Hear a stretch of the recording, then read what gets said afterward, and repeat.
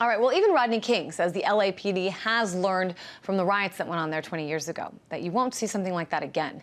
Even just taking a look at the police force, what it looks like back then 20 years ago, 60% white. Today, minorities make up 60% of LA's police force. But what about the other cities? Like issues we just saw, are they simply cases of a few bad apples? Or is there a larger trend here of police officers going too far? Tim Cavanaugh is a managing editor for Reason.com. Tim, it wasn't that long ago that we were showing police taking extreme measures to deal with those Occupy Wall Street protesters. We're talking now about police using weapons in many cases on unarmed people, oftentimes. What do you think is going on here? I think we need better data, certainly. We've had this Amnesty International report recently citing 500 deaths at the hands of tasers. Taser International more or less maintains that nobody has died from tasers. Anytime something happens with, a non-lethal, it's always chalked up to some other thing, a previous heart condition, or the person's drunkenness, or he fell, down the stairs, or he banged his head 16 times. So, we need a better way of looking at these things. There is no doubt that a taser is less deadly than a lot of other ways you could use to subdue a person. But there are questions about are situations that in the past might have been resolved by, let's hang back and wait till this person calms down.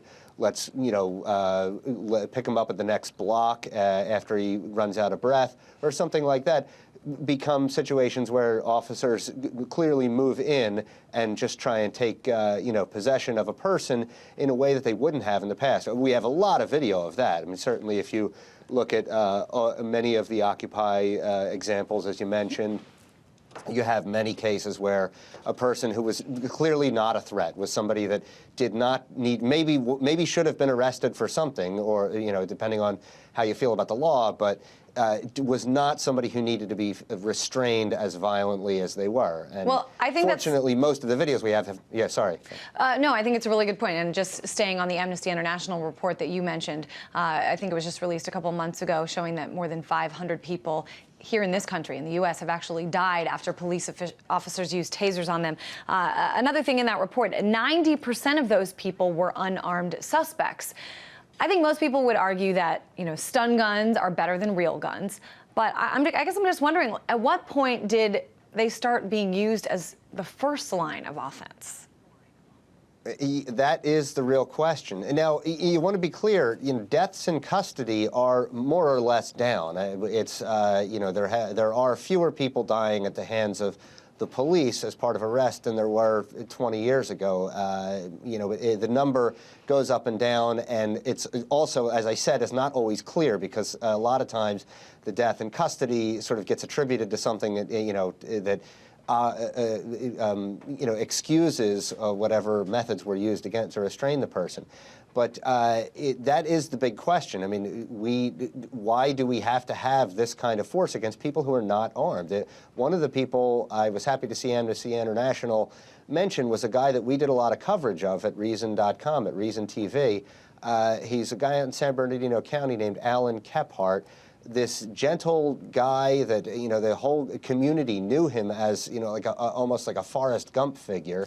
He was tasered to death. He was tasered 19 times by, there were probes in his flesh to prove it. There's a civil case going on. The officers were all excused. All he is accused of, apparently, and the police reports are so opaque that it's been very hard to figure it out, but apparently all he did was honk at a sheriff who may or may not have cut him off in traffic, and he died for that. Wow. And I think you just mentioned this, but I think it's a really important point to bring up. In so many of these cases, officers are either cleared or they're put on paid administrative leave. I think it's fair to say that incidents like this in the long run make police officers' jobs more difficult. I know, in my local news experience, so many people, when there was a crime committed, people could have helped with investigations. People could have told you who shot so-and-so, but they never did, because they said they didn't trust the police. I wonder if you think there's a discussion about some of the messages the police departments send when they continually, time and time again, let these officers off, put them on paid leave, let them stay home and get a paycheck. Yeah, there are many opinions as there are police officers. You'll find some who, believe that good police work is the key to getting what you want, and it's not necessarily brute force or any of the other things. Unfortunately, all of the departments themselves are government agencies, and the first purpose of a government agency is to perpetuate itself and to excuse itself and to absolve itself of any responsibility for its failures. And the other big organizations involved in this are the police unions, and their job is just to make life easier for cops, regardless of whether the cops are doing their job properly or not. So, just real quick, though, Tim, what's the answer here? Because certainly it stands to reason that police officers want to have, violent offenders afraid of them. So where is that line between, using a stun gun and doing nothing at all? Yeah, well, having violent offenders afraid of them is fine. I don't know that all of the population should necessarily be afraid of the police. As you mentioned, that's one of the things that keeps people from cooperating. One thing that is working in our favor is that everybody has a camera, and there are a lot of cases out there. I mean, you can read Reason's coverage, again, on a great story we have called The War on Cameras. Everybody's got a phone, everybody's got a camera, a lot more stuff gets picked up. Rodney King, it was unusual 20 years ago for somebody to get video of something like this happening at the hands of police. And, it's quite possible that you will not see stuff like that nowadays. You're not going to see 6 or 4 officers, all beating a guy who's down on the ground.